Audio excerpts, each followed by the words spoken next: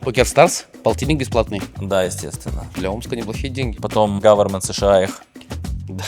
жестко присанул. Ну не шмогла. Понял, что покер сильно лучше. Вернулся в покер. Кто ваши топ-3 оффера? Какие гео? Какие продукты? Мы это видим как некоторую экосистему. Что-то типа, ну, не знаю, там, Гугла или Яндекс. А ты честно играл или использовал подсказки? Ну, во-первых, я довольно, супер вовлеченный чувак. А сколько зарабатывал на покере? 2-3 тысячи. Бросить все, забиться и вернуться типа обратно в Омск, пойти работать на завод. В этом смысле, наверное, у меня довольно крепкая психика.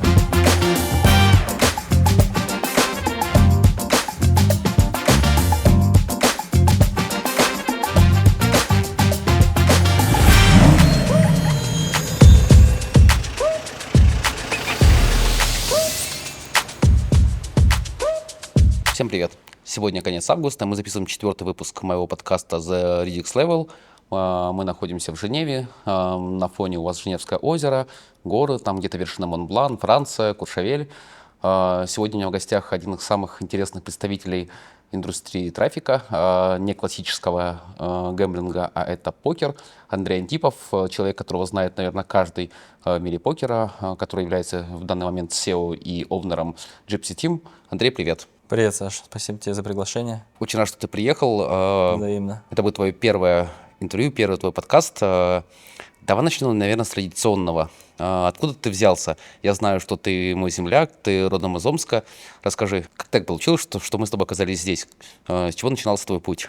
Ну, во-первых, да, я родился в Омске, получается, в 88 году, очень давно. И, в принципе, всю жизнь прожил в Омске, осознанную, там же закончил институт. Как и, мне кажется, все дети нулевых, там, 90-х, нулевых, в какой-то момент стал проводить очень много времени в компьютерных клубах. Там узнал, собственно, об играх, стал играть с ребятами в игры. И в какой-то момент, когда уже, наверное, ближе к институту, как раз все мои знакомые ребята из индустрии, как бы так, те, кто играли в компьютерные игры, начали играть в покер. Собственно, я начал тоже играть в покер. Какой год? Ну, это где-то 9-й год.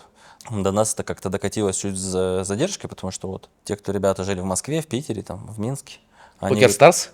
А, Полтинник бесплатный. да, естественно.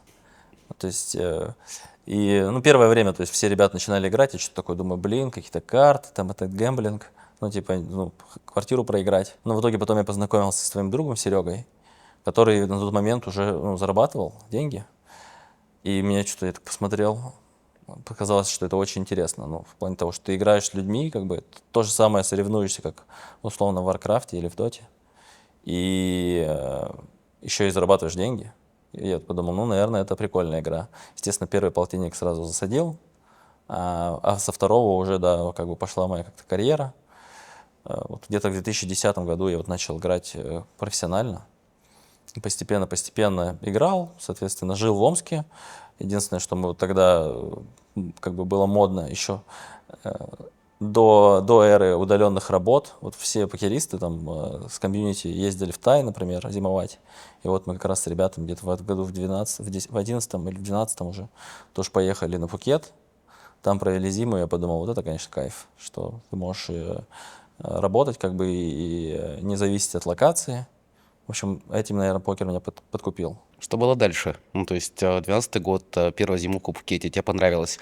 А как ты пришел в мир профессионального покера в той итерации, как ты работаешь сейчас? Это на самом деле путь еще несколько лет занял, потому что я играл, при этом, как покерист я был на самом деле довольно средненький. То есть я не был прям ультра одаренным, еще и был довольно ленивым, потому что, когда я был на самом деле, и, может быть, сейчас остаюсь довольно таким скромным по запросам человеком, и в тот момент, когда я там условно начал несколько тысяч выигрывать, то я только подумал, что париться условно. Я не так подумал, но, в общем, я как-то подрасслабился, не особо развивался. То есть вот были ребята вокруг меня, в том числе у кого еще это как бы вызывало какой-то соревновательный элемент, кто хотели как бы рубиться с лучшими, постоянно росли. Я в какой-то момент просто подзабил, как бы играл, сколько мне там нужно в среднем, чтобы жить комфортно. И вот на таком чиле параллельно я там успел и трейдингом позаниматься. Есть такой Александр Герчик, я у него год проработал трейдером, интердей. В общем, потратил все деньги, всю подушку, которую скопил, ничего не заработал на трейдинге. Понял, что покер сильно лучше. Вернулся в покер.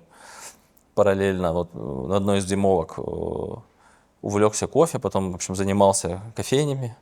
приехал в Омск. Как раз Сам варил? вернулся. Да, я был и бариста, и обжарщиком потом стал, и тренировал ребят. В общем, есть такие ребята с Куратов кофе в России.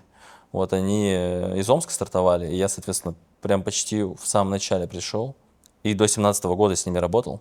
Даже уже когда в Gypsy Team пришел, я еще параллельно чуть совмещать успевал. А как ты пришел в Gypsy Team? Ну вот как раз с 10-го, то есть сайт появился в 2009-м, я где-то в 2010-м начал на нем сидеть. Там как все люди на форуме общался, вел какой-то блог, там кучу знакомств каких-то завел, то есть следил, ну, был, короче говоря, очень сильно погружен в комьюнити. Был вот типичным юзером, который сейчас, с которым мы работаем, то есть... Активный юзер, модератор? Не модератор, я просто был даже юзером больше.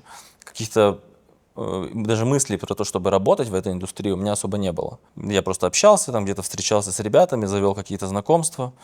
И вот так вот до как раз 17 года с наплывами иногда очень много, иногда чуть поменьше, читал, следил. И вот в 17 году я уже переехал в Москву, и просто один из знакомых покеристов говорит, типа, вот там в ГТ ищут аффилиейт-менеджера, типа, не хочешь податься? А и оказалось, что те ребята, кто искал, я их знал тоже. Мы несколько раз пересекались. Ну, собственно, я написал, мы встретились, и вот они мне сделали оффер, типа, пойдем к нам работать в Авку. И в этом смысле у меня как бы совпали очень сильно скиллзы, потому что ну, я сам играл профессионально довольно долго, да, я последние годы уже как бы играл просто, по сути, чтобы какой-то инкам был, помимо там других заработков, попыток бизнеса и прочего. Но я очень хорошо понимал как бы игрока среднего, ну, то есть вот знал целевую аудиторию. А ты честно играл или использовал подсказки? Нет, конечно, нет, честно. Нет. Зря? Ну да, может быть зря, но... Мне кажется, очень мало кто играл честно, потому что, ну, то есть были ребята, которые этим жили, которые этим зарабатывали, и поэтому, ну, то есть никто же не знает, что ты играешь подсказками. Само собой, антифрод это ловит, если ты играешь сильно круче всех там, да, то есть, ну, всегда же можно поддерживать баланс. Да, ну, как-то для меня это было вообще харам. То есть я в такие Западло, вещи, да. как у Ну, нас то в есть Омске говорили. у нас, да, у нас в этом смысле комьюнити супер.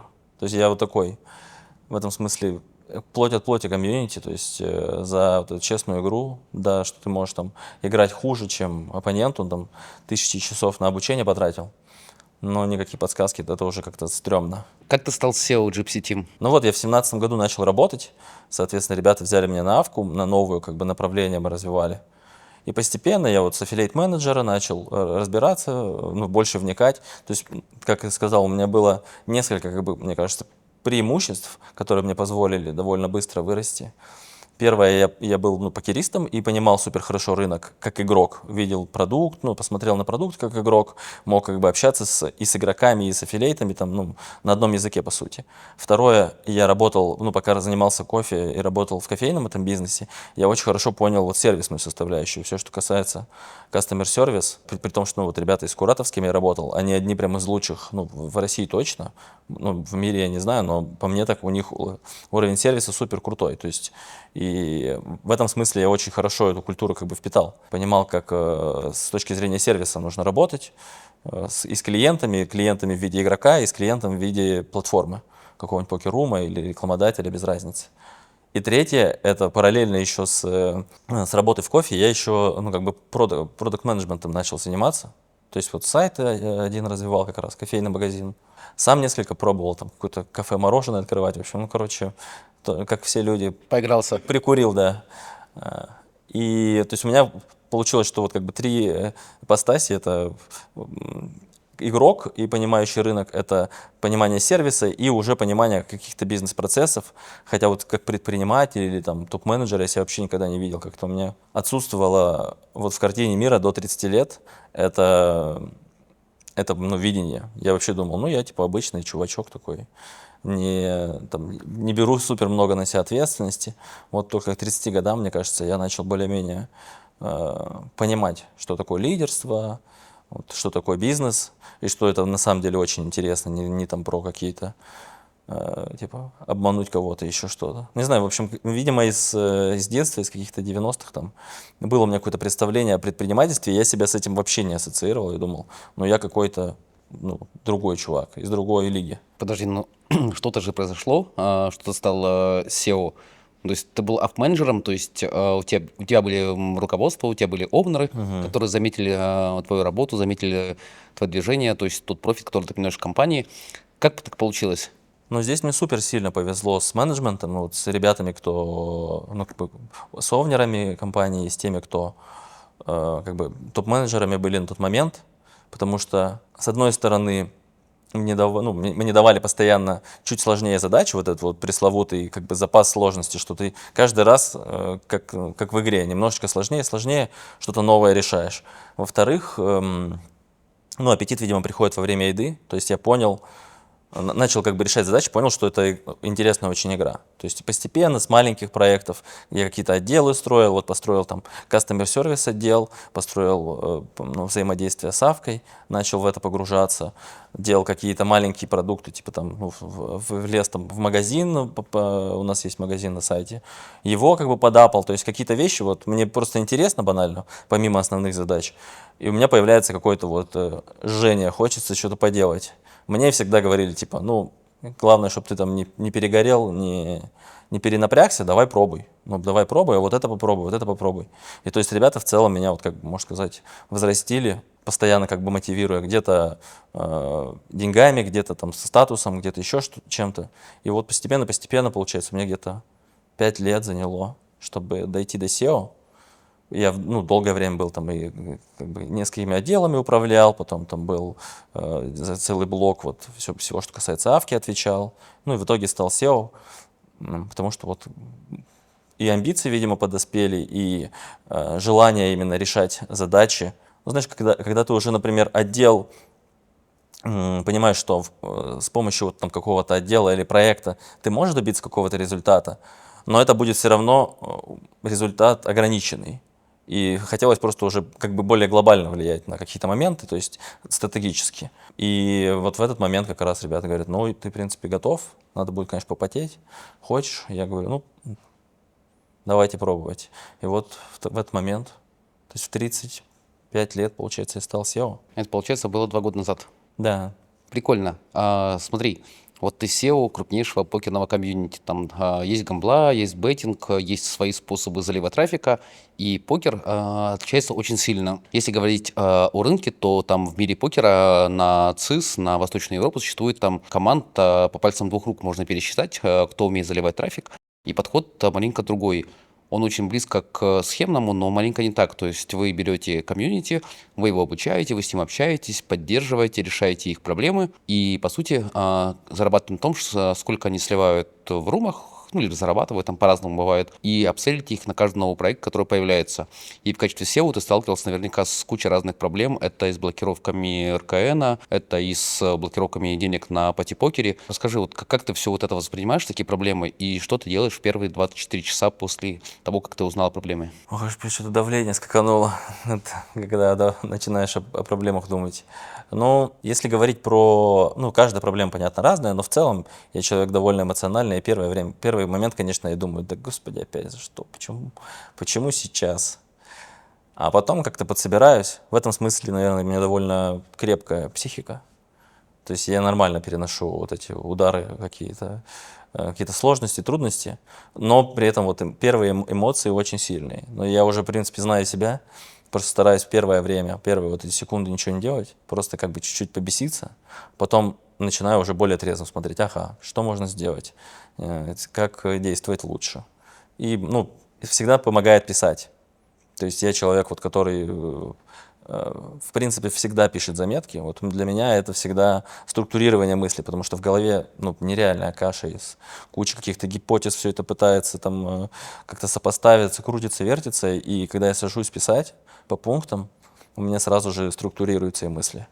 Поэтому ну, вот даже в любое общение, вот, если рабочее, около рабочее, то я всегда пишу заметки. Окей, если мы говорим про золотую эру покера в ЦИСе, ну, то есть, там, в моем понимании, это тот момент, когда у PokerStars, у пати-покера была телереклама, они обещали кучу разных плюшек, то есть тогда как раз Ваня Демидов выиграл 6 миллионов, то есть это хайпануло на всю.ру, и с этого момента куча народа полезла в покер. Понятное дело, что те, кому везло, кто там зарабатывает, сливал все на казино, сливал все на беттинге.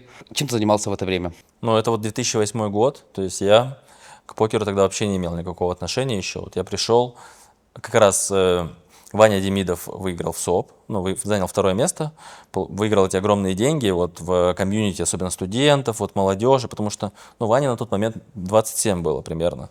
Он закончил физмат МГУ, был в прошлом варкрафтером профессиональным, и старкрафтером, то есть он из киберспорта, из компьютерных клубов московских. И вот, Тогда еще киберспорта не было в те года. ну, он был, но был такой, в смысле, знаешь, Ну, там, CS 1.6, Warcraft, ну, StarCraft. StarCraft, Diablo, Герои. Но это все было на энтузиазме, то есть там денег люди вообще не зарабатывают. То есть вот он ездил в Корею, чтобы ты понимал, то есть на какие-то чемпионаты мира, и понятно, что там задача была просто хотя бы поездку отбить. Не то, что там какие-то деньги, которые изменят жизнь. Ну и вот он с таким сетапом ушел в покер, добился большого успеха, там и на российских тогда чемпионаты еще были оффлайновые, и вот второе место на ВСОП, и, соответственно, он стал ну, там топ-3 звездой спортивной того года в России. Ну, и я думаю, в СНГ тоже. И куча, конечно, людей, когда покерный бум как бы пробудился. Во-первых, он еще, покер был легален, по телеку показывали там покер After Dark и прочие шоу. А он был нелегальным, он был нерегулируемым. Ну да. Это разные вещи маленько. Ну, оффлайн-клубы все-таки были. Не Ну оффлайн да. были, я говорю про онлайн, потому что Ну тогда, да, согласен. тогда регуляции не было, тогда была куча оффлайна, то есть и вот эта телереклама, этот бум, как раз интернет стал появляться везде, куча народу туда залезла, и получается, что медийное влияние Городецкого, Демидова как раз позволили Gypsy Team занять ведущие позиции. А было что-то еще, что позволило прям выделиться на фоне конкурентов? Ну, во-первых, конечно, это вот 3 столпа или 4, то есть вся команда Gypsy Team, на тот момент это Серега Рыбаченко, Gypsy, в честь которого, собственно, сайт и называется, это его как бы прозвище. Ваня Демидов, Лика Герасимова и Илья Городецкий. Еще был Стас Алехин, тоже вот это была пятерка, в смысле Gypsy Team, на которой стоял столб как бы сайта. И сайт изначально вообще был, ну, нам даже форум не планировался, он должен был быть что-то типа визитной карточки команды.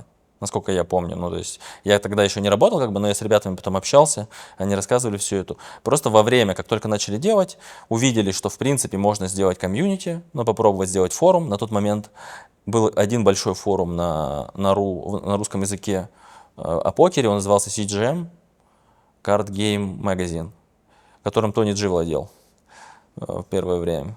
Но CGM там из-за проблем, во-первых, он был устаревший, во-вторых, там сменилось руководство, какой-то был нездоровый вайб среди комьюнити, то ребята очень быстро смекнули и решили сделать как бы свой форум. При этом супер повезло встретить Серегу, Серега Swordfish. Он работал долгое время там в студии Лебедева и очень круто понимал именно в интернет-продуктах. То есть он был и маркетологом, в принципе, хорошим, и по UI, по какому-то по визуалу, по UI хорошо понимал в дизайне. И вот он сделал, по сути, огромный вклад, сделав ГТ именно еще и современным. То есть, по сути, когда Gypsy Team запускался, это был современный форум, сайт, его даже форумом тогда было сложно назвать, потому что были вот эти шаблонные форумы одинаковые, которые с одного вида Выбери делались. тень, там еще какая-то херня была, не помню название. Ну вот, да, вот они классические форумы, такие уже устаревшие на тот момент. А ребята сделали прямо красивый форум, то есть удобный, очень быстрый, с какими-то фичами, смайликами, то есть именно продукт был очень, на тот момент очень свежий. И он, до сих пор даже остается очень актуальным. Среди форумов, так я думаю, лучший из лучших. И помимо медийка, то есть классный продукт, и все, что касается новостей, тоже довелось ребятам, во-первых, Илья Городецкий, супер как бы талантливый, один из лучших журналистов был, он еще в шахматах был журналистом и стал покерным журналистом. Плюс ему удалось собрать команду очень крутых ребят, кто контентом занимаются, кто ездили на серии, делали все эти обзоры там какие-то, писали статьи просто невероятные. То есть такие, не просто там статейка, чтобы что-то выпустить, а именно там такие серьезные работы журналистские, которые прям было супер интересно читать, и до сих пор интересно. Вот, получается, что, на мой взгляд, 3 ключевых фактора — это попадание в нерв вот этого покерного бума, второе — это вот этот хайп вокруг инфлюенсеров, то есть всех членов команды, кто каждый свой вклад внес, и за ними потянулись остальные, там, Фируэл, очень много было своих инфлюенсеров в покере, все они пошли на Gypsy Team, потому что здесь, все крутые, сюда приходит аудитория, они приходят, приводят еще свою аудиторию, и этот комок раскручивается. В общем, да. А как так получилось, что крупнейшие B2B, крупнейшие серверы программы в мире покера пошли из Сибири, то есть Омск, Барнаул, Новосибирск? И мне кажется, что во-первых, это сильная просто школа банально, да, то есть в этих Школа была городах. так себе, я тебе скажу. Ну, Ты знаешь. да, да, но в смысле техническое все равно образование базовое, оно, на мой взгляд, в Сибири, ну, неплохое, может быть, даже хорошее. И вот выходцы, получается, из этих компаний, голодные, замотивированные что-то делать, имеющие доступ к нормальному интернету, он, мне кажется, с 2005 уже неплох был. А ты помнишь, откуда вообще пошел интернет у нас? Это та вещь, наверное, которую я не забуду никогда, которая очень сильно на меня повлияла. И это был проект Сороса.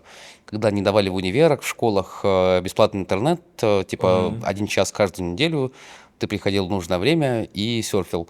И, собственно, там, типа, наверное, вот мое первое знакомство с интернетом прошло из-за этого. Я понимаю, как это работает политически, то есть, ну, тогда для меня это было прям новый мир, когда ты Мгм. приходишь с дискетой, качаешь там что-то, ищешь информацию, там Рамблер, Love Planet, Мамба первая, что-то еще было, не помню, Не только информацию искал, да, в общем, и конечно. жену тоже.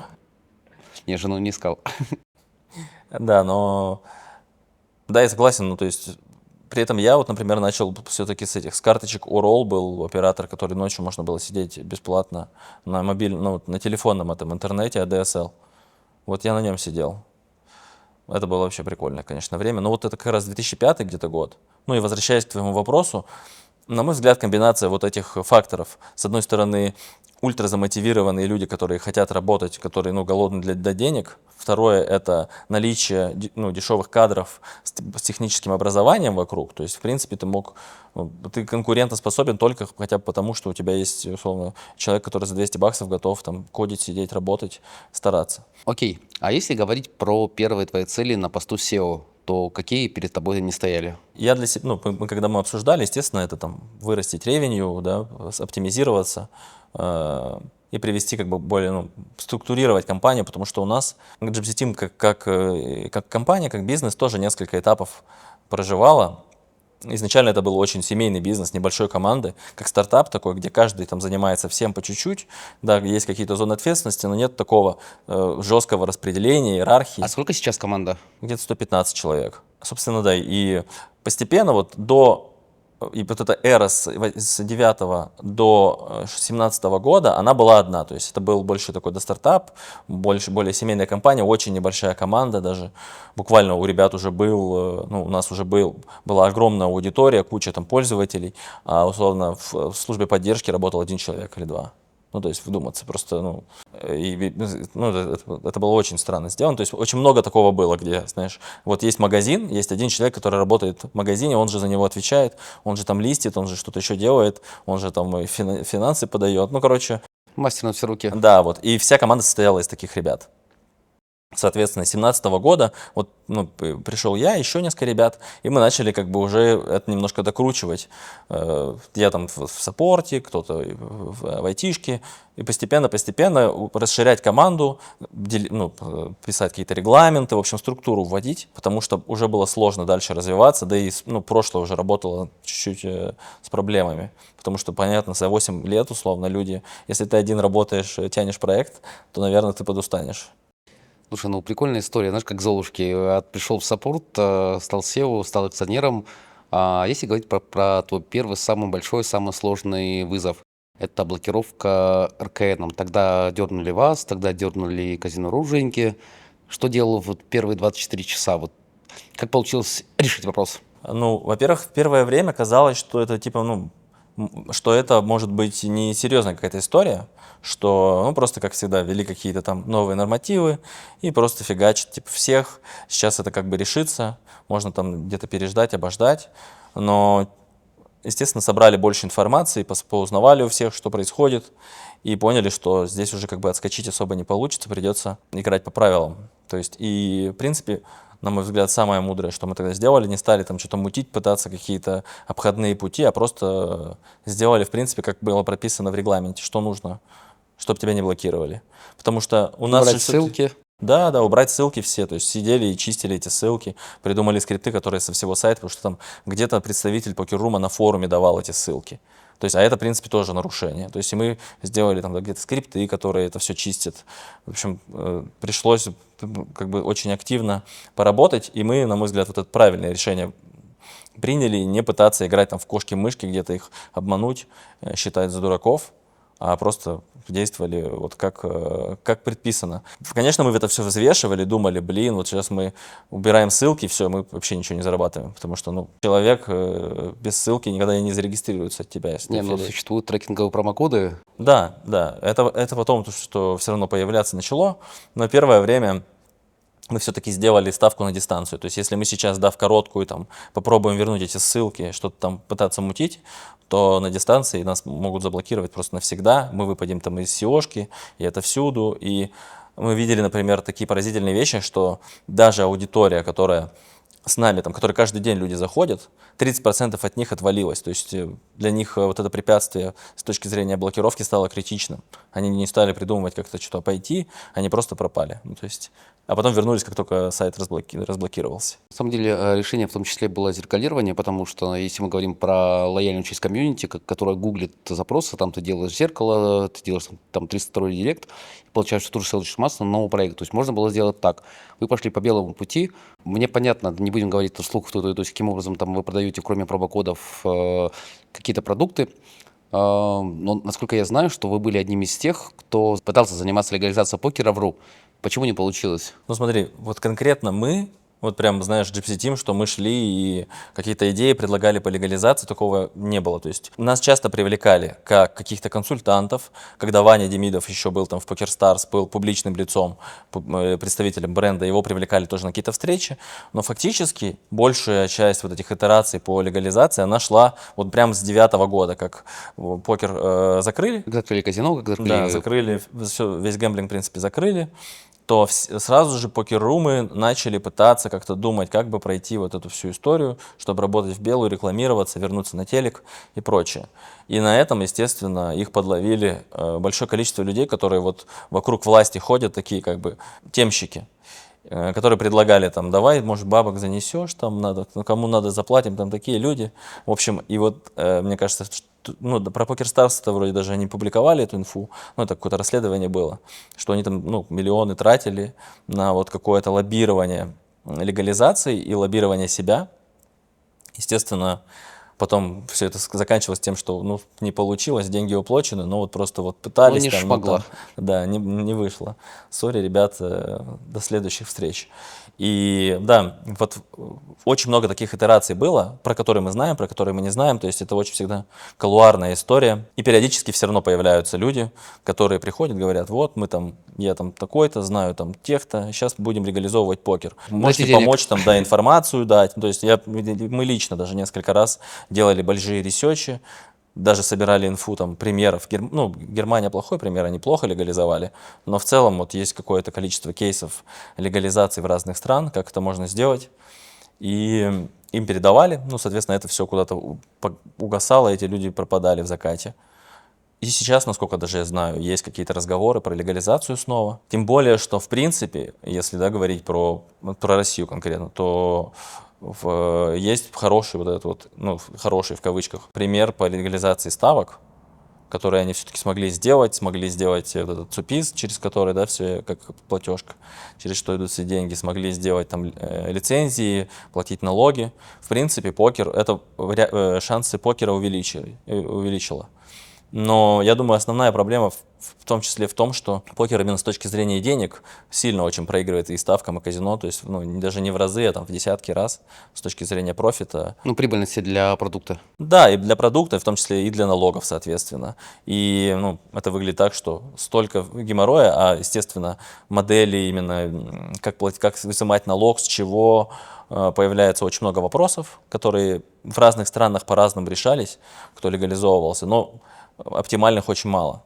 Я думаю, что вот эта смесь всего, с одной стороны, мало денег, с другой довольно много сложностей, в-третьих, кто вот именно движущей силой является. То есть сейчас, мне кажется, букмекерам не супер выгодно именно легальный покер, потому что он будет часть трафика как-то перетягивать. Ну, не потому что им не выгодно, а потому что если делаешь белый продукт, ты ограничен какими-то действиями. То же самое, как и ограничены легальные букмекеры тем, что они не могут блокировать игроков. Максимум, что они могут сделать, они понизить их к максимуму. И когда ты открываешь покеррум, который работает нормально, там есть хомячки, которые деньги вносят, приходят по фану. Есть киты, которые приходят, чтобы хомячков обобрать.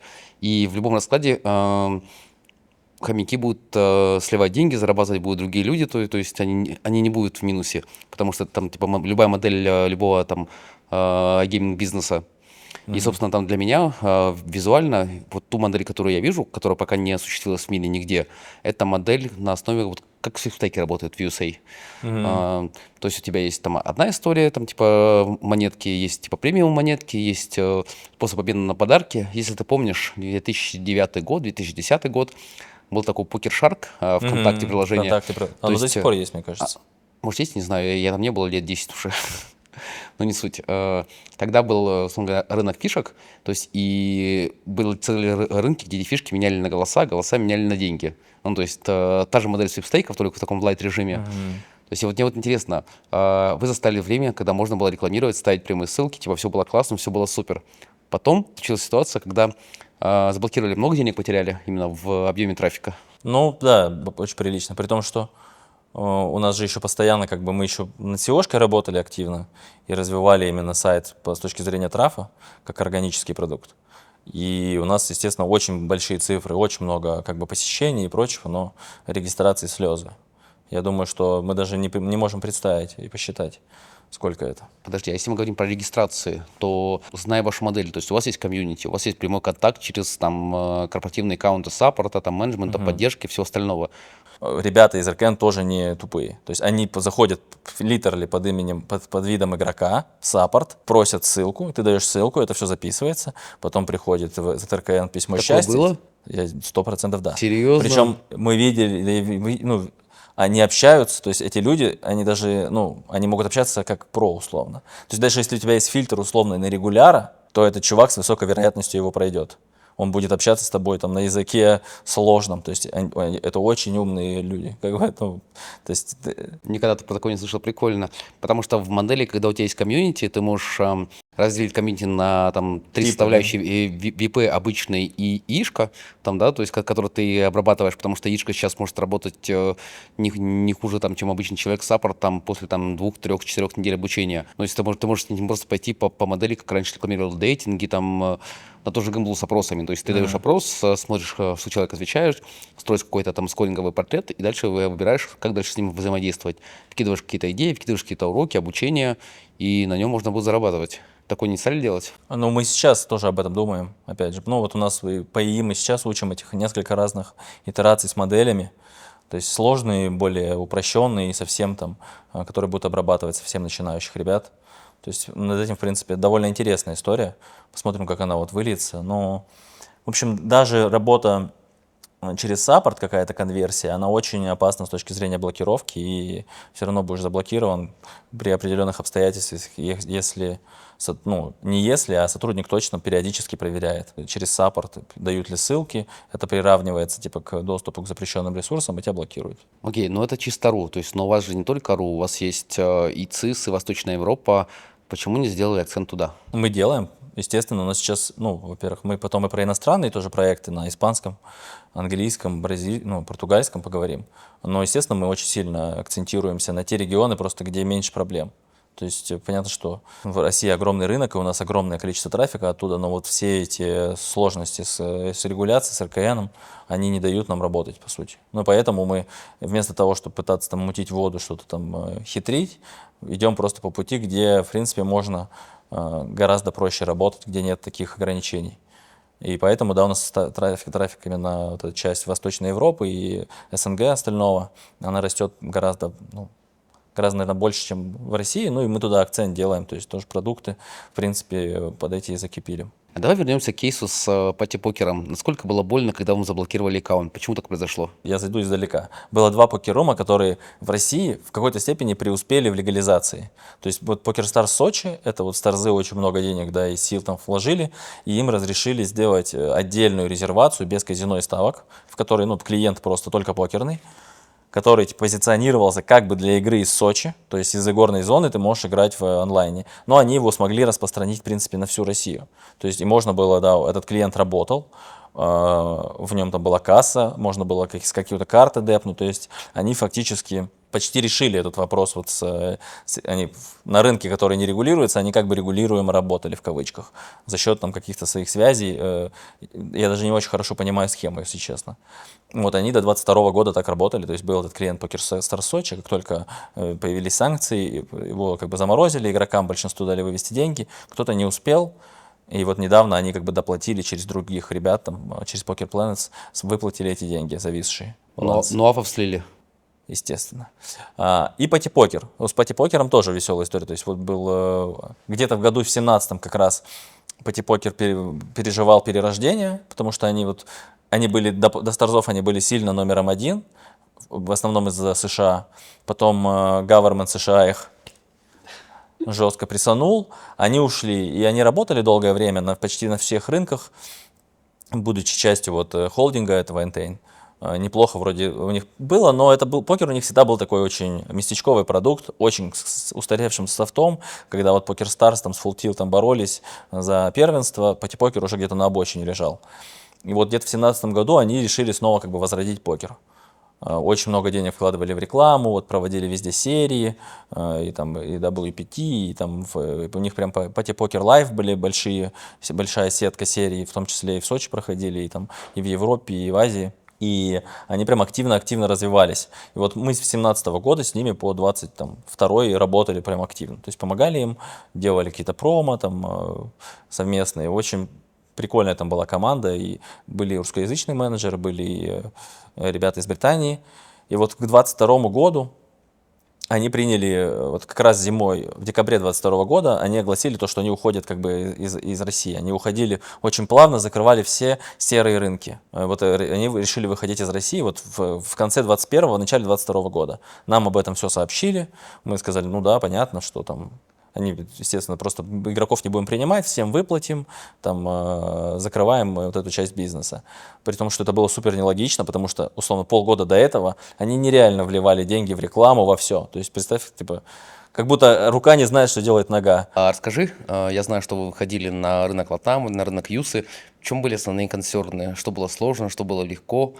Получилось, не получилось? Ну, вот мы где-то еще до 22 года, где-то в 21 году задумались о как бы диверсификации и подумывали как раз наши продукты попробовать портировать на другие языки, на другие рынки. Долго думали, ну, точнее, не очень долго, на самом деле, думали, и в этом проблема. И решили идти по пути SEO-шной. То есть у нас, в принципе, хорошая своя SEO-шная команда, которая там делает и оптимизирует все, да, и копирайтеры, и прочее. И мы решили сделать просто сразу 3 сайта на 3 языках, чтобы, типа, вложиться в SEO-шку, начать их прокачивать, и тем самым выйти как бы на 3 рынка, а дальше как бы разобраться, что где делать. Сколько вложили? Ну, несколько сотен тысяч, точно. Ну, я думаю, что где-то... В Юсу несколько сотен, не миллионов. Нет, не в USA. У нас на самом деле у нас вот английский, испанский и португальский. В USA у нас меньше штрафа, у нас в основном Канада. Канада, UK, ну USA где-то 30%, но это просто к Канаде прилипло на самом деле. Мы там не так хорошо пока ранжируемся, но в Канаде растем хорошо. Вот, собственно, и проблема была как раз в том, что мы выбрали сразу 3 рынка и только по SEO-шке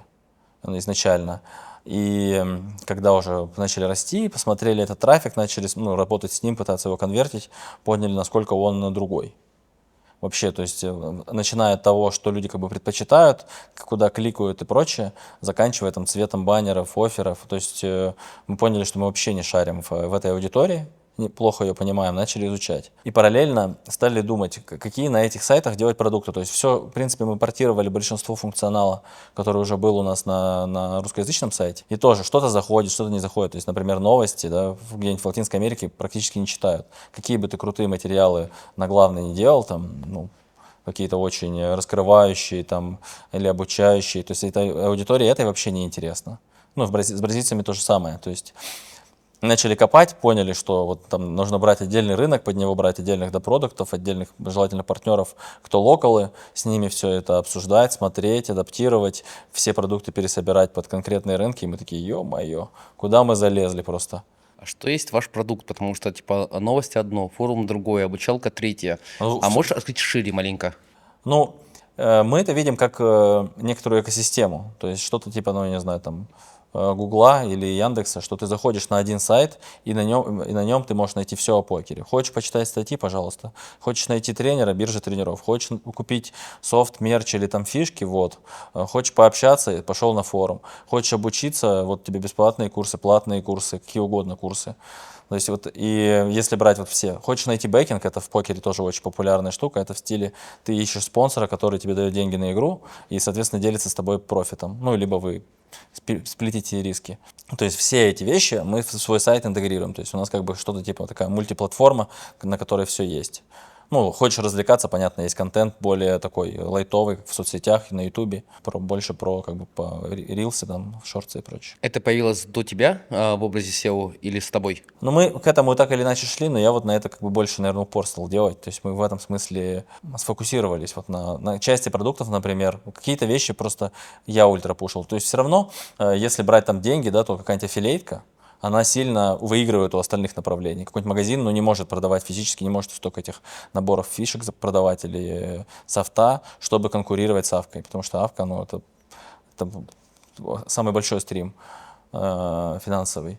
Но при этом я все равно, ну, моя вера какая-то вот в некоторые из продуктов, в смысле вера не то, что я там бездумно, то есть я старался подтягивать каждый продукт до уровня какого-то, ну, приемлемого, хорошего, чтобы где бы человек с нами не соприкоснулся, он видел, ну, это круто сделано, это быстро работает, тут всегда там отвечают, да, и не бывает никаких косяков, а если косяки бывают, то там перед тобой извинятся, все исправят, добавят, там, подарят, ну, в общем. То есть это твои достижения в качестве SEO. А если говорить о других вещах, которые ты внедрил, вел, как SEO? Здесь, я думаю, структура во многом. То есть у меня нет каких-то супер там MBA, я понятно, что там только книжки читаю, да немного общаюсь с людьми поумней. Но мы очень сильно стали структурироваться, то есть ушли ну, постараемся, до сих пор еще есть где-то зоны, где есть там один ответственный, который все там делает, и на игре дудец, и все вот это. Но очень много мы вложили сил именно в структурирование, то есть чтобы есть зона, вот зоны ответственности, есть там продукты, проекты, за каждым из них стоит конкретный человек, у него есть тоже там делегированные какие-то помощники, то есть вот такие вроде бы банальные бизнесовые вещи для любого, для нас они вот довольно сложно давались, то есть пришлось вот эту всю структуру рисовать ее, потом думать, как оптимизировать, и потом еще и внедрять, искать людей, ну вот хайринг, ты, наверное, сам знаешь, любой человек, кто занимается бизнесом, хайринг ультрасложный, и у нас мы вот выстроили два пути. У нас обычно все-таки в прошлом основная масса сотрудников росла снизу вверх, то сейчас у нас есть какое-то количество уже успешных кейсов, когда мы хайрим с рынка. То есть просто выстроили вот этот просто процесс поиска, постоянное перебирание разных специалистов. С тех, у кого хардскиллы, там, например, да, какие-то разработчики, их проще найти. Человека типа хорошего там найти менеджера, который будет еще и по вайбу подходить там и адекватным, уже сильно сложнее. Согласен. А у тебя есть вышка? У меня инженерная, да, электроприводы, автоматика в производственных процессах. Политех? Не, у меня водного транспорта. А у тебя? А у меня 11 классов.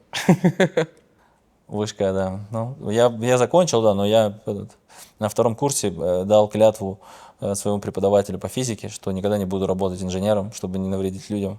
В принципе, с таким вайбом я и закончил. Но я полгода поработал помощником главного инженера на заводе. Параллельно играл в покер, то есть, ну, там, получал, значит, 10 тысяч рублей у меня была зарплата, я приходил, за вечер у меня туда-сюда гораздо больше летало. Я ходил вот полгода, там, просыпался, не выспавшийся, после покерных сессий шел на завод, что-то работал, пытался, но А потом... сколько зарабатывал на покере? В месяц, ну так, Ну, несколько тысяч, там, это было 2-3 тысячи. слушай, ну для Омска неплохие Ну, деньги. для Омска в тот момент это были прям хорошие деньги. То есть, ну вот, получается, если по курсу, то вот тогда зарплата у меня была, ну, типа $300. Ну, то есть вот в 10 раз больше там в хороший месяц я зарабатывал, и все равно вот ходил на завод. Мне казалось, это, типа, хорошая идея, как бы попробовать. Но я, конечно, выбрал вообще не тот завод, там все было печально. ПО имени Баранова. Не, Омский завод металлоконструкции, кстати, как раз в нефтах. Я вот жил на Кристалле, прямо рядышком, шел до Кристалла, оттуда шел рабочий автобус и на нем меня довозил. Если я на него опаздывал, просыпал, то вот приходилось там добираться через какие-то промзону там с собаками. Меня там раз покусали даже. Через Интузы. Ну там вообще какие-то вот, я даже не знаю, до сих пор не знаю, где это, где-то со Стрельникова туда. Знаем, помним. Смотри, тот покер, который был тогда и который есть сейчас, это же разные модели. То есть тогда был просто онлайн-покер, клиент, который ты качаешь на ПКшку, с него играешь. Мобилки еще не было, потому что не было ничего, кроме там джавских телефонов, еще Симбиана. А если говорить сейчас, то какие модели покера работают вообще в мире? То есть есть там какие-то пулы, есть история с онлайнами типа Жижи, там что еще есть? Мгм. Ну, если вот с точки зрения такой ближе классической, то, понятно, модель все равно далеко от модели там какой-то комиссии никто не ушел. То есть пока большинство румов, помимо каких-то ребят, которые делают ботнеты, то есть, ну, это фактически как бы модель похожая к казино, то есть ты делаешь покер-рум, туда садишь своих ботов, которые играют, могут играть плохо, могут играть хорошо, они там настраиваются. Соответственно, ты приводишь туда депозитеров, и фактически депозитеры проигрывают потихоньку или быстро ботам. Таких румов на самом деле очень мало, но Ну, они есть. они есть, они маленькие, боты тоже омских ребят. Да, да, это Омск, Новосибирск, вот, да, прославился, так сказать, ботами. Ну, про них вот недавно писали Я тоже где-то, читал, да. да, даже большие издания, то есть, ну, вот у них они первыми сделали именно ботов, которые могли людей обыгрывать на системе очень сильно, играли. То есть, да, боты, ну, вот большая, это одна из проблем, по сути, покера, потому что Но не проблема, то есть это часть бизнес-модели. и да, и нет. То есть просто мне кажется, что вот, ну, у меня может быть идеалистическое еще представление, но вот как раз одна из прелестей покера, что ты играешь с людьми. То есть как только покер становится, где ты играешь там с ботом и каким-то или с командой, которая тебя выигрывает, то люди уже не получают удовольствия. То есть, а все-таки на первом месте же игрок. То есть все это делается для того, чтобы игроки играли как можно дольше, генерили комиссию, и, ну и, соответственно, покер-румы там и аффилейты зарабатывали. То эта модель, она вносит вот эту коррективу, и люди, для многих это прямо стоп-фактор. То есть для многих то, что есть профессионалы, которые очень сильно играют, это один стоп-фактор, что ты типа, ну, так как вероятность, конечно, обыграть есть, но она стремится к нулю, чем жестче играет Ну, не человек. совсем. На маленькой дистанции обыграть можно. Да, То да, есть да, там сто типа есть процентов. банальная удача. Там и если мы говорим про ботов, то и в Жиже они есть, то они все есть у всех. Да, А, да. Плюс-минус там. Бывают они с продукта, бывают они с игроков, то есть их ловят, банят, то есть, ну, смысл этого не меняется. Ну, то есть есть боты, и с ними приходится жить. Ну да, да. Но это вот часть экологии, часть такой, да, сейчас рынка, с которой там кто-то мирится. Есть прям, ну, румы, которые условно делают этих ботов, чтобы они ликвидность дали, потому что у тебя особенно на запуске возникает соблазн. Ты запускаешь продукт, и тебе нужно, чтобы клиент, когда пришел, любой игрок, чтобы игра уже была, игра была постоянно. Соответственно, у тебя несколько путей. Либо там какой-то очень крутой маркетинг, да, очень сложный, чтобы сразу туда привлечь людей, ликвидность, и ее еще удержать с помощью акций, еще чего-то. Либо ты просто садишь ботов, которые имитируют игру людей, как бы, чтобы людям было к кому подсесть. Соответственно, как только людей набирается больше, боты отсаживаются. Ну, либо у тебя есть десятки или сотни тысяч игроков на готовом продукте, которым ты просто даешь между собой и фильтруешь профи. 100%. Давай пообщаемся по поводу АФ-модели. То есть как она работает в вашем случае, когда у вас есть АФ-комьюнити, есть какие-то АФы, есть свой трафик. Как вы его трекаете? Но здесь всегда, да, большое количество именно трекинга идет на стороне партнеров, ну, на стороне покерумов. Соответственно, ну, к сожалению, хорошего такого софта прям очень мало. Именно тем более в партнерках, ну, просто ужасные трекеры, и все постоянно теряется, ломается, в общем. Поэтому у нас на своей стороне сквозная аналитика, вся воронка типа от того, когда человек зашел на сайт, куда накликал, где оставил какую-то форму или там нажал на ссылку. Мы стараемся все это трекать, но понятно, что потери все равно огромные, тем более, что, например, по тому же там, по части СНГ ссылок нет, есть только какие-то коды, соответственно, там потери очень большие. То есть А почему не используете PostView, там вебораму, аналоги? тестили, но что-то у нас вот как-то очень плохо. Еще и на стороне, видишь, у нас своей платформы нет, поэтому с той стороны тоже. И никто не особо торопится как бы подключаться и помогать тебе, чтобы ты все видел. Потому что, Точка роста. ну да, да, но это 100% так. А можешь сказать про историю, когда вы, будучи там топ-1 покерным продуктом в Восточной Европе, взяли и пошли работать с буками, чтобы вернее, вернуть себе тот доход, который вы зарабатывали раньше до запретов прямых ссылок? Да, ну это довольно логичная штука. Мы как-то наняли одного парня, который как раз работал, ну, в одном из листингов букмекерских на РУ.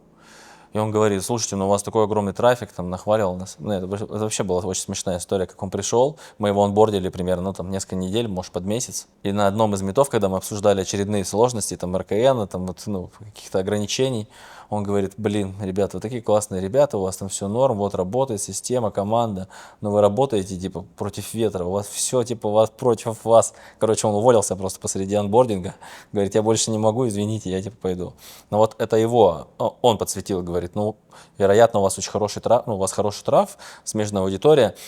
Рассказал, как работают очень многие листинги, типа там букмекерские в России, что они платят даже не часто не там не по CPA или в шаре, а просто фикс за листинг, типа Ну, что. фикс плюс ЦПА. Ну да, да, ну ЦПА, да, но обычно основной все-таки долю дают просто фикс. Что типа вот это хорошая идея, попробовать просто рекламировать на огромную аудиторию букмекера, ему это будет все равно выгодно, и вы будете зарабатывать. И мы начали, вот несколько итераций сделали, так как одна из задач была показать хороший еще и ЦПА, переходы и все такое. У нас пока не супер получилось. Мы будем еще пробовать конвертить, пытаться там акции новые какие-то делать. Но пока, знаешь, там это условно там несколько тысяч кликов и регистрации условно, но депозитов там мало. Ну, соответственно, ты приходишь к ним, показываешь, они говорят, ну, что-то пока не очень хорошо, чтобы там большие деньги за это платить. Ну, то есть деньги неинтересные. Для них скорее. А для вас? Для нас, ну, естественно, когда это будут какие-то десятки тысяч, мы было бы хорошо работать на этом. Ну, то есть, в общем, пока эта история больше в зачатке. Первые итерации были провальные, честно говоря. У меня были гораздо позитивнее ожидания, что, типа, во-первых, ну, огромное количество SEO-шных страниц, очень близких. Может быть, здесь надо крутить, знаешь, как-то с покером это пытаться связать, там, ну, ставка условно на покер, потому что все А равно... сколько у вас уников в месяц? Ну, и суммарно где-то 400 тысяч. Ну, не маленькая аудитория, из них по-любому процентов 10 ставят на спорт. Ну, и даже, вероятно, больше, если говорить про РУ. Потому что сейчас, ну, учитывая то, насколько сейчас активно буки рекламятся просто везде, то это для меня все равно удивительно, что у нас конверт такой низкий получился. Вот мы пытаемся разобраться, что там. Просто мне кажется, вам нужно использовать welcome бонусы базовые с их фрибетами, с их акциями, то есть, и по сути, ну, то есть, все, кого я знаю, кто играл в покер, все играли либо на ставках, либо на казино, то есть, и все сливали там бабки. Мгм. А у тебя есть вижен, что будет Джипси через 5, через 10, через 15 лет? Да, постоянно. Ну, вот раньше, честно говоря, у меня вообще не было таких горизонтов планирования больших. Я как-то интуитивно понимал, что не надо как минимум делать, чтобы там не закончить, да, как можно раньше. Но вот как раз последние 2 года я вот в себе стал тренировать, больше развивать какую-то ну, способность мыслить ну, на дистанции там 2, 3, 4, 5, 10 лет. Через 5 лет, я думаю, мы, во-первых, у нас сейчас где-то 80, ну даже 75 на 25 соотношение типа русскоязычного трафика и остальных 75 ру? языков. Да, естественно. Ну, соответственно, нам как минимум, я думаю, надо 50 на 50 сделать, желательно 60 на 40 в пользу иностранных, если там в России ничего принципиально не поменяется, потому что, ну, рынок не в лучшем состоянии. Ну, соответственно, развивать иностранные продукты, а это влечет за собой как. То есть, потому что мы уже какую-то итерацию сделали. Я сейчас думаю сосредоточиться больше на рынках, где есть какой-то статус там покера, где можно работать, и где можно найти солидных партнеров, как бы с ними делать совместные продукты, те же сайты, те же там какие-то репортажи, но фокусируясь на конкретные рынки. Например, вот если брать испаноязычный сайт, то у нас как раз он хуже всех выступает, потому что слишком много разных стран со своими особенностями. Вроде язык один, да, но люди все равно Испания, очень весело сильно. там, ну, Да, в да. Африке не особо много. Ну да, но условно аргентинец и перуанец, они как бы говорят на одном языке, но ментально это все разный равно язык. они, да, во-первых, и язык разный, во-вторых, их разные вещи интересуют. Ну, в общем, и сейчас мы будем концентрироваться, ну, будем итерировать очень сильно, брать, например, Мексику и пытаться в ней полностью там найти партнеров, нанять местных ребят и раскачивать именно ресурс там. Ты вот говоришь второй раз про партнеров. А кто есть у вас партнер на локальном рынке? Какими качествами он должен обладать? То есть чем он занимается? Но это человек, ну, по крайней мере, я так вижу, человек, который погружен вообще в рынок, понимает, что такое покер, понимает, как он работает, возможно, имеет уже какое-то имя, ну или как минимум не имеет каких-то косяков серьезных, да, репутационных на своем рынке, у которого есть интенция что-то делать, то есть заниматься, расти, зарабатывать. При этом у него еще нет своего супер большого какого-то готового продукта, потому что если у него он есть, да, то мы ему супер неинтересно, зачем себе конкурента плодить. То есть в этом смысле мы даем человеку свою часть экспертизы, там, сделки, связи, репутацию, потому что нас все равно знают в мире. Во-вторых, мы даем какое-то количество уже продуктов готовых, которые надо просто чуть переработать, адаптировать под какой-то конкретный рынок.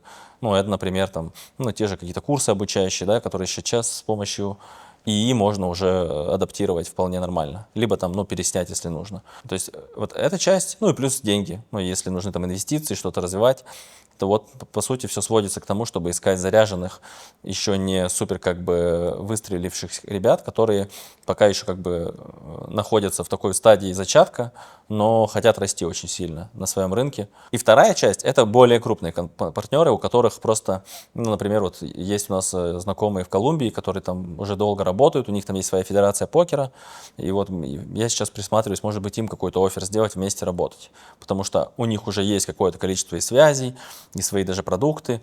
Но вот, например, все, что касается медиа, все, что касается контента и прочего, у них не закрыто. В целом, я предполагаю, мы можем там сойтись и вот ту зону, которая у них не закрыта, мы возьмем на себя, соответственно, как бы друг друга дополним и вместе будем что-то делать. Классная идея. Давай вернемся к тебе. К тебе как SEO, как руководителю. Какие качества ты можешь себе выделить, которые позволили Gypsy Team продолжить рост и двигаться в сторону тех целей, о которых ты говорил там минутами ранее? Ну, во-первых, я довольно, супер вовлеченный чувак, то есть это и плюс, и минус. То есть это позволяет, с одной стороны, вообще довольно широко понимать все, что происходит, и достаточно детально. То есть, в принципе, знаешь, по большинству моментов, я, может быть, не знаю, как там у нас бэкэнд написан, но какие-то моменты, как устроена структура, там даже на несколько этажей вниз, и что там под капотом, как работает, кто за что отвечает, я примерно понимаю.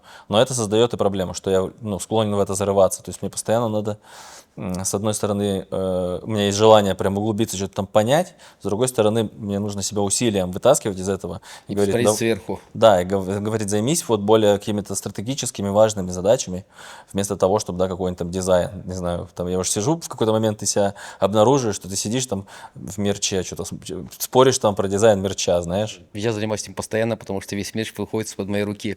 Это продолжение до твоего увеличения, но у меня это, знаешь, распространяется в разные вещи, и понятно, что, во-первых, это, не очень хорошо сказывается на том, что ты банально лезешь, это вот чайка-менеджмент, ты лезешь, людей там тормошишь лишний раз, они чувствуют, все равно людям, они начинают из-за этого, теряют как будто автономность, что, знаешь, ты такой, не знаю, в Так не общем, бывает в основном людей. с То другой есть стороны, в да, любом тоже. случае ты влезаешь в каждый этап, в котором ты видишь, что есть проблема. Вот смотри, мы с тобой поговорили часа полтора на круг, то есть материала Ага. выйдет на час 10. А вот есть ты, человек без амбиций, который живет в Омске, есть ты, SEO Gypsy Team, Ну Овнер. да. Какой момент стал переломным в этой истории? Ну, слушай, наверное, это причем было еще до рождения детей, до брака. Но я в какой-то момент, знаешь, мне кажется, это вот что-то типа кризиса этого среднего возраста, вот когда к 30, 33? даже раньше, у меня вот до 30, где-то 28-29, я вот как-то в это время только начал задумываться, что я вообще сделал. То есть у меня там есть там какая-то маленькая квартира, там я ее купил, что-то еще поработал, тут, там, сям, каких-то момент ничего не достиг особо, каких-то заслуг у меня там, минимальное количество. Я посмотрел на это, и вот переехал в Москву, и Москва меня, конечно, взбодрила. Я походил, если в Омске у меня еще, знаешь, были какие-то, наверное, оправдания, что я в среднем как бы норм, знаешь, у тебя там есть уже Больше всех. квартира, да, неплохо, да, ты все живешь, в общем, как бы все себе можешь позволить. То в Москве я посмотрел и подумал, ё-моё, я вообще там, просто бродяга, доходяга. И, соответственно, это меня жестко замотивировало. Я подумал, значит, хочется как бы, попробовать пройти игру повыше. Начал работать, а тут уже какой-то появился вот аппетит, и вот эта вся история с ответственностью. Вот если раньше я себя мог оценить там на 3 из 10, да, по ответственности, то сейчас это там 8-9 из 10. То есть со временем вот это вот какая-то, может быть, потенциал, мышца какая-то, которая еще не была раскачана, она у меня начала активно как бы развиваться. Ну и вот с появлением семьи, вот я в 32 года у меня родился сын. Вот мы поженились как раз где-то за год. то вот в этот момент я сильно как бы заимпровился. То есть ты уже как бы берешь ответственность за семью. Я знаю, что хочется своим детям все равно лучшего. Хочется, чтобы жена была счастливая, и все, и, ну, и самому тоже развиваться. И, и вот как раз в этот момент еще так совпало, что мне еще как бы больше ответственности на работе давали.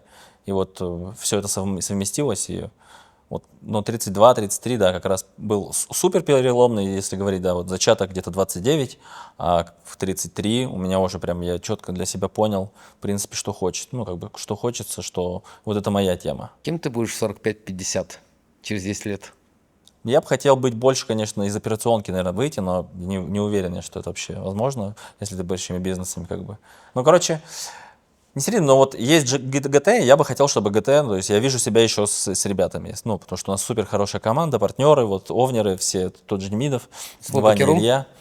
Да, свой покеррум, но это 5 лет. Опять же, покеррум нацеленный на рынке, вот больше не на РУ, а там, где это будет более На просто, как бы регулируемый, это. либо нерегулируемый, без последствий. Да, да, чтобы работать нормально, рекламироваться, там, развивать. Потому что у нас, опять же, и знаний, вот, ну, то есть, как будто есть какое-то количество, все это, ну, сейчас все, что происходит, это подготовка к чему-то большему. То есть мы постепенно набираем экспертность, тут, там, сям, учимся, импровимся. И вот цель все-таки покерум, это, ну, большая цель для нас.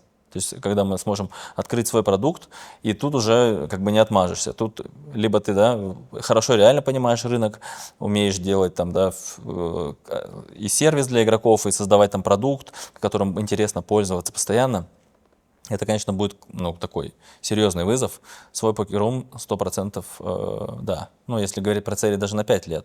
А 15 лет, ну, во-первых, это в личном, наверное. Я все-таки, ну, это, наверное, больше спокойствия, может быть, потому что я довольно тревожный, суетной такой человек, который там постоянно на мандраже, постоянно за ноутбуком, постоянно работаю, то есть очень сложно переключаться. Надеюсь, через там 10 лет, 7-10 лет будет попроще с этим, буду спокойнее. Может быть, научусь больше наслаждаться каким-то настоящим, тем, что имею, меньше думать, как бы. Антидепрессанты. Антидепрессанты, да. Ну, и психология, опять же, я постоянно хожу к психологу, то есть это супер помогает тоже. Одна из таких вещей, которые, мне кажется, ну, позволяют как-то расти, по крайней мере, мне. Потому что, ну, все эти психические зажимы, там, переживания очень сильно мешают делу. Я человек просто еще в базе эмоциональный, поэтому тяжело. Вот. Из личных, наверное, целей будет круто несколько детей иметь, ну еще. То есть у меня 2, я бы хотел, наверное, 3 минимум. Ну, вот с женой как раз обсуждаем тоже. Иметь большую семью, 3 детей, может быть, какой-то дом построить себе, потому что мы сейчас еще бродяжничаем. Там поживем, тут поживем. Уже как-то тоже чувствуются отголоски старости. Хочется уже где-то прижаться. А где бы хотел жить? Вот пока вообще нет, к сожалению, идей. Мы сейчас живем в Барселоне, супер приятный город, очень красиво, классно. Пока все устраивает, но опять же, я вот, положа руку на сердце, не могу сказать, что я бы хотел быть тут, условно, через 10-15 лет. Швейцария, Кипр, Монако. Ну вот, да, куча вариантов. Но опять же, вот, вероятно, придется пробовать везде понемножку. Но мне кажется, что вот все-таки через 15 лет я еще буду по полной как бы работать, погруженный, и поэтому, наверное, пока в Швейцарию, условно, и Монако можно убрать, потому что это все-таки, мне кажется, ну, меня не ассоциируется, знаешь, с такой плотной работой, где-то там кипит жизнь. Хочется, наверное, быть в таком ритме. Welcome to Cyprus. Да, Давай перейдем к 2 последним вопросам. Традиционный вопрос. Какой был период твоей жизни, когда ты хотел бросить все, забиться и вернуться типа обратно в Омск, пойти работать на завод? И что тебя остановило от этого? Но вот такого, мне кажется, периода... был 22-й, естественно. 22-й просто поломало вообще. Нереально. Но тогда я в Омск как бы не хотел вернуться. Не, я понимаю о том, что... Ну, то есть я помню себя, когда ты 2 недели просто не просыхаешь, сидишь в Телеграме, читаешь новости, думаешь, что будет дальше, Ага. какой-то какой-то гребаный звездец. Ну да, ну вот первые вот месяцы спасло в том смысле, что все равно это сильно отражалось уже на бизнесе, потому что все же менялось. И я как бы пошел тушить пожары. То есть я нырнул в это жестко, просто работал там сутками. А вот в июне, в июле меня что-то накатило. Чуть-чуть мы поняли, что типа более-менее стабилизировали ситуацию, какая-то хоть картина, то есть все не рухнуло там, то есть мы как-то работаем, продолжаем. И тогда на меня типа накатил именно какой-то вот экзистенциальный кризис, типа что дальше, что вообще будет, что мне делать, а тем я вообще занимаюсь. То есть меня почему-то все эти вопросы настолько в кучу смешались с вот переживаниями о всем происходящем, что я тогда вообще жестко подслег, и я вот я планировал тогда даже уволиться, типа, и какое-то время не работать, и, типа, искать себя. Потом, слава богу, я взял просто перерыв небольшой, Тебя пару вытащил месяцев. перерыв или семья, или что-то еще? Вытащил перерыв, я, да, маленько выдохнул, даже вот, провел какой-то резерч, чем я в теории еще могу заняться. То есть, там, кому-то понаписал, потом поговорил еще со своим ментором, и и вот это все, меня как-то и семья, и перерыв в правила, я понял, что это просто, какое-то убегание, типа я пытаюсь просто спрыгнуть с ответственности, как-то убежать от себя, и я все это переосмыслил, и как раз вот, наверное, тогда принял решение, что буду как бы дальше идти в индустрии, в околопокере, с нашими ребятами, и уже начался как бы готовить к SEO. Вот, то есть в SEO я стал в 23-м, а вот в 22-м летом я тогда для себя, наверное, принял решение, типа, что если я здесь остаюсь, то буду просто жестко погружаться дальше, просто, чтобы эту игру пройти, условно, на максимум. А кто твой ментор? Ты вот сейчас назвал, для меня было такое маленькое удивление, потому что мы это не обсуждали, я про это не знал. Расскажи. Но меня менторит Дима Гусев. Он психолог, как бы коуч, и он в этом смысле. И здесь мы даже не берем о том, что, знаешь, он вообще другими вещами занимается, тоже в основном консультирует людей, это его работа. Скорее работать там вот с психикой, с целями, с какими-то, косяками мышления, и вот он очень сильно мне помогает. То есть вот я с ним, мы с ним как бы и как друзья общаемся, и при этом, если у меня есть вот именно вопросы, затыки какие-то, я с ним обсуждаю, мне сильно как бы помогает это. Посмотреть на те вещи, знаешь, о которых я не думаю. То есть, в основном это, конечно, не касается каких-то эмоциональных решений, каких-то вот таких ликов, которые ты живешь, и они кажутся нормальными. Но вот общаясь с ним, у него есть вот эта вот способность, как бы, вот этот навык смотреть, этот лик вычленять, как бы и подсвечивать его тебе. Где-то прямо он может тебе сказать, где-то подведет тебя так, чтобы ты как бы понял. И ты такой, вот это оно, да, типа, то есть, там, банально, да, какие-то вещи касаемо там той же ответственности, или там вспыльчивости, или принятия решений сложных. Он супер сильно, да, помог мне он. И помогает до сих пор. А ты можешь выделить какой-то его совет, либо какие-то его фразы, которые повлияли на тебя больше всего? Да вот сложно, но меня, наверное, основная штука это вот какое-то принятие себя, знаешь, потому что вот не принятие себя, а скорее узнавание себя. Вот эта штука, то, что по факту есть какие-то вот, это одна, наверное, из теорий, но есть какой-то вот базовый ты, на который еще при этом наслаивается куча там ожиданий от людей, да, чужого мнения и прочее. Вот прийти именно вот к принятию и пониманию себя базово, чего ты на самом деле хочешь, и от этого выстраивать там стратегию работы, жизни. Это, на мой взгляд, одна из важнейших штук, потому что она исключает как раз вот какое-то, проживание чужой жизни, что всегда фонить будет, там, доставлять дискомфорт, или там, или банально, да, вот отравлять жизнь, скажем так. Вот эта вещь, она вот ключевая. То есть я вот жил как-то до этого, да, 32 года, и очень многое просто себя даже не понимал, вот какой я на самом деле. То есть я там думал, что я там какой-то супер добряк, например, а на самом деле я там где-то наоборот очень злой. Или наоборот. То есть вот эти иллюзии, их очень важно как бы в себе развенчать, чтобы проще было дальше двигаться. Но с этим можно работать. После того, как ты уже понял, да, какой ты, например, в базе, да, какие-то вещи, то уже можно сделать осознанный выбор. Там сказать, хочу ли я быть таким, или я хочу это изменить. Если изменить, то добро пожаловать. Там есть, да, хоть всякие тренинги, хоть ты психолог, хоть там, какие-то практики духовные, еще какие-то. С этим уже можно работать. Но тут ключевое, наверное, да, вот объективизация, как в любом деле. Когда ты пришел, вот когда я пришел, стал SEO, то есть я первые задачи себе поставил вообще понять, что происходит. То есть разбить, провести аналитику, посмотреть, что, как, где, какие проекты у нас есть, что плюсует, что минусует, что дотационное там, да, что каким целям отвечает. Вот это первый, вот это аудит. То же самое, мне кажется, с собой надо делать. Периодически этот аудит проводить. Иначе получается, что все это будет наваливаться и там что-то будет мешать, отравлять жизнь. Окей. Кого бы ты хотел видеть в следующих выпусках? Так, ну, первое, наверное, это банально Тони Джи, потому что, ну, именно исключительно из моей индустрии, ну, из покера, около покера, потому что он там очень большой вклад внес в развитие покера и на русском языке, и покер-румы у него свои были, и там, и потом он ушел и в гэмблу, и в крипту, и в политику, короче, просто очень интересный дядька. С ним есть несколько интервью, но, на мой взгляд, они просто очень слабо его раскрывают. А он такой, то есть он уже возрастной, прошедший там столько разных периодов и ипостасей, просто очень интересная, насыщенная такая карьера и жизнь. Кого-то еще? Второе, конечно, Рома Цепакил. Чем тебе Рома зашел? Рома просто, ну, во-первых, он для своих лет супер какой-то шарящий, ну, то есть ультра понимающий, как бы, как что работает. Вот эта вот смесь, с одной стороны, есть в нем и вдумчивость, и есть вот это безумие и такой толерантность к риску. То есть он интересная очень смесь, то есть с одной стороны и думающий, с другой стороны и очень толерантный к риску. Это прям такая гремучая история, мне кажется. Очень многие люди как раз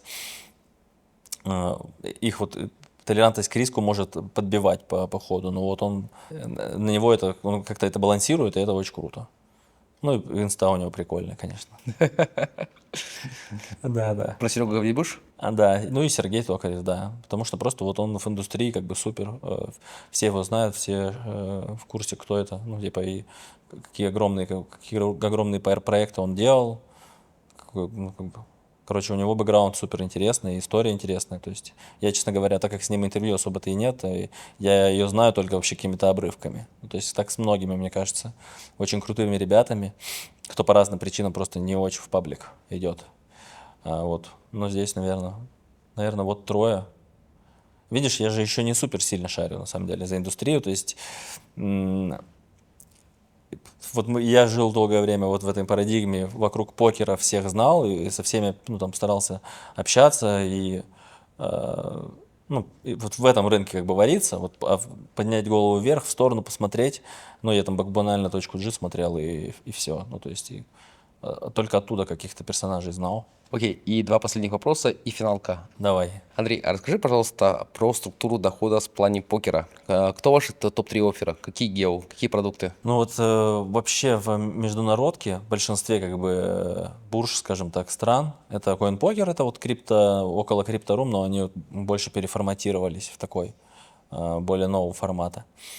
А второе это Red Star, это ребята из iPoker в целом. То есть они вот тоже кипрские, очень прикольные, супер трастовые, очень давным-давно вообще на рынке, то есть еще со времен там динозавров работают, супер крутые. То есть они вот все эти вехи покера прожили, всегда оставаясь супер корректными, адекватными и с партнерами, и с игроками, короче. Ну, такой, знаешь, бренд. Они не ультра там в топе по популярности, но это просто такой очень крепкий выше среднячка, который прям свою нишу занимает и классно работает. Из Покердом ребята, ну, это в основном СНГ. Инна, привет. Да, Инна, большой привет. Всем вообще ребятам из Покердома, всем менеджерам, владельцам. Да, Покердом супер классный тоже проект. Тоже вот 10 лет им было, получается, 11 в этом году. Вот они сколько лет уже работают, тоже были разные штуки, они развивали покер, потом уходили от покера, говорили, покер уже не так интересен, но все равно продолжали работать, ну и сейчас тоже объективно из-за политических всех этих ситуаций Покердом супер как бы популярный. Вот, наверное, 3 вот таких, ну и есть еще куча партнеров поменьше, кто и развивается сейчас, вот те же стейки, например, запустили продукт. Он хорошо тоже работает, особенно на бурже, где крипта популярна, то есть у них с этим все в порядке. То есть очень прикольный продукт, и, ну и понятно, их бренд это для покера конкретно очень хороший кейс, что такие крупные ребята зашли и как бы начали развиваться. Я помню, 21 год, 18 августа, как раз была днюха покера в Одессе. Там выступал Миша Коррупция. Был классный вечер. До сих пор вспоминаю. Не, я не был, к сожалению. Пропустил, да. Не классное было время. И, Андрей, а расскажи, если бы ты запускал Покеррум в 2025 году, то на что бы ты мог бы обратить акцент для того, кто будет это делать? Потому что покер сейчас, покер 3 года назад, 5, 10, 15 отличаются. Угу. Но здесь, да, здесь ключевое на мой взгляд, это понять задачу все-таки. То есть для чего вы делаете этот покер-рум? Это как бы банально звучит, но здесь надо поставить цель. То есть если есть задача сделать покер отдельным как бы стримом и отдельным источником дохода, то надо прям очень хорошо считать все, смотреть, потому что если зачастую об этом задумываются те, кто работает с казино беттингом, и понятно, что покер никогда, наверное, не может быть даже близко по прибыли сходиться с этими источниками дохода. Просто общаясь с разными там операторами, с разными продуктами, это, в принципе, понятно. Поэтому здесь, как только изначально поставлена цель, надо выбрать регионы, понять, где ты будешь брать игроков, потому что везде Где и чем. сейчас. Да, где и чем, потому что сейчас супер дешевых каких-то дармовых источников даже по покеру нет, потому что все равно так или иначе есть рынок, конкуренция. И дальше идти в продукт, конечно, потому что то, как делаются часто продукты именно покерные, людьми, которые там не занимались, никогда не делали, просто решили, а давайте запустим, то, конечно, это всегда очень, очень сыро, очень плохо, все работает. То есть игроки, в том числе, которые любят покер и играют постоянно, они будут, конечно, плеваться, не будут задерживаться. А мы не говорим даже профессионалов, даже про любителей. То есть очень жестко надо работать над продуктом. И сейчас, к счастью, к сожалению, не так много этих платформ. То есть свою платформу написать ультра дорого и долго. Тут у вас выбор получается. Если свое писать очень дорого, долго, и это прямо такой билет в один конец. Очень мало выживших, кто в это погружается. А дальше идет выбор, по сути. Либо брать готовое решение и стартовать самим, либо заходить в сеть. Сетей мало. То есть есть iPoker, Playtech. Есть ребята из Армении, BetConstruct. У них есть своя сетка. Да, по идее, и все. А GG? Есть. GG вряд ли тебя возьмут уже в сетку. То есть у них это прям очень сложно туда зайти именно. Ты должен скорее взять рынок, на котором вообще никогда их не было. То есть им не интересно плодить там себе как бы конкурентов. Поэтому ты условно, если ты придешь, скажешь, там, вот у меня какая-то Нигерия, условно, я хочу здесь покерум, и там они, так как они уже большие, они уже очень избирательны к партнерам. То есть, если лет 7 назад ты легко бы в любой момент скин получил бы там, то сейчас зайти в GG, мне кажется, вообще очень сложно. А что если говорить про работу с монополистами, как GG, как другие ребята, которые лидируют на своих рынках? В чем сложность работать с ними? Потому что когда ты становишься большим, и ты понимаешь, для тебя есть бизнес, есть аффилиаты. Если на старте не дали тебе пул, дали тебе известность, сделали тебе рекламу, то в моменте ты понимаешь, что работа с ними приносит тебе минус, либо ноль, там, в лучшем случае. Здесь мы уже несколько раз проходили эти циклы, и был условный PokerStars, который был очень популярен, и все его развивали, они хорошо работали, с партнерами как бы относились супер хорошо, лояльно, все туда вели трафик, то есть, многие афы, там 80%, там 90% трафика вели на PokerStars. Естественно, в какой-то момент PokerStars решили оптимизироваться там по разным причинам, начали перебирать и посмотрели, сколько они платят аффилиейтам, и приняли решение просто сокращать эти расходы. И кому-то, кто поменьше, у кого, например, не было новых регистраций депов, они просто сказали, там, условно, со следующего месяца, кто покрупнее, дали там полгода-год, чтобы красиво как бы разойтись. Но понятно, что когда у тебя 80% дохода идет с одного источника, даже если ты узнал, что он через полгода закроется, веселее тебе мало. не станет, да. И это такая ловушка, в которую попадают все аффилиейты, работая на небольшом рынке покера, потому что у нас все-таки не так много продуктов, и монополист, он, как правило, прям очень солидный кусок рынка забирает. То есть Старзы реально так в тот момент своего пика были там 70-80%. GG сейчас, наверное, поменьше, но тоже огромный процент рынка. И да, они, естественно, действуют таким образом. Где-то рынки, где они более агрессивно это делают, где-то более как бы лайтово. При этом для нас конкретно, что мы делаем, это мы диверсифицируем партнеров, то есть стараемся не класть яйца в одну корзину. То есть понятно, что есть самые основные ребята, но остальных мы тоже не забываем, развиваем. Во-вторых, если ты даешь как бы постоянную ценность партнерам, то с тобой все равно больше считаются. То есть в этом смысле у нас, так как много продуктов, есть медиа, есть там саппорт, есть огромная база и есть новые регистрации, в том числе с новых разных регионов, то, естественно, шейвить тебя уже, ну, как бы меньше Опасно. хочется. Ну да, потому что ты банально каждый раз как бы переподтверждаешь эту пользу. В этом смысле, ну, нам повезло, что изначально сайт был как бы и с аудиторией, да, и с трастом. Таких ты как бы уже в последнюю очередь хочешь шейвить, потому что, ну, зачем тебе ссориться? Ты скорее будешь склонен договориться. В этом смысле, ну, если кто-то хочет быть меньше зашейвленным, то надо просто вот эту ценность постоянно создавать, переподтверждать. Вот, наверное, только так. Потому что других особо вариантов нет, никакие договоры, ничего, к сожалению, от этого не защищают. Если захотят зашейвить. Слушай, ну шейвить и изменить условия – это разные вещи. Шейвить – это обмануть, а изменить условия – это, по сути, поменять условия работы, которые есть. Ведь на самом деле больше половины рынка очень плохо считают до сих пор. Ну да. Несмотря там на прогресс в сторону BI, искусственного интеллекта, там каких-то математических моделей. Ну да, в целом все, что касается экономики, на мой взгляд, да, есть огромный пробел, то есть и в аналитике, даже банально, там, но по ЦПА там вообще какие-то бывают, просто без слез не взглянуть, как люди считают.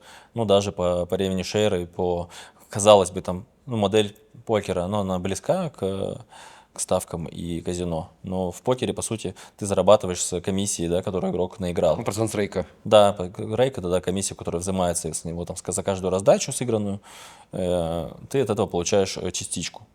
И, ну, посчитать грамотно, сесть, сколько это частичка, сколько в среднем игрок приносит за час, да, сколько уходит на платежки, сколько уходит на что рекламу. То есть вот эту экономику банально даже очень многие не делают. И, ну, я там где-то из интереса, где-то из каких-то прагматичных целей, ну, анализирую, смотрю разные проекты, и бывает прямо, даже я, вот, не погруженный в цифры, я прям вижу сразу, что это минусово. А люди как бы работают, продолжают эту модель как бы масштабировать, платят. Ну, наверное, это, конечно, такой альтруизм какой-то, но Не. для бизнеса это надолго, такой бизнес долго, к сожалению, не просуществует, что для нас супер минусово, потому что, ну, мы как аффилейт с органикой, с активной базой вот игроков, кто любит покер, играет в покер, для нас как раз выгодно, чтобы появлялись платформы, которые очень долго работают, с которыми можно долго работать, и, ну, взаимовыгодно развивать как бы по сотрудничеству продукт. В этом смысле, конечно, ну, у меня нет никакого альтруизма тоже, но и я тут в последнее время вот более-менее активно этим тоже занимаюсь. Андрей, спасибо большое, что пришел. Я думаю, зрителям понравится то, о чем мы с тобой говорили. До новых встреч. Саша, спасибо тебе большое, что позвал. Спасибо всем, кто досмотрел до конца. Тем, кто интересуется, играйте в покер. До новых встреч.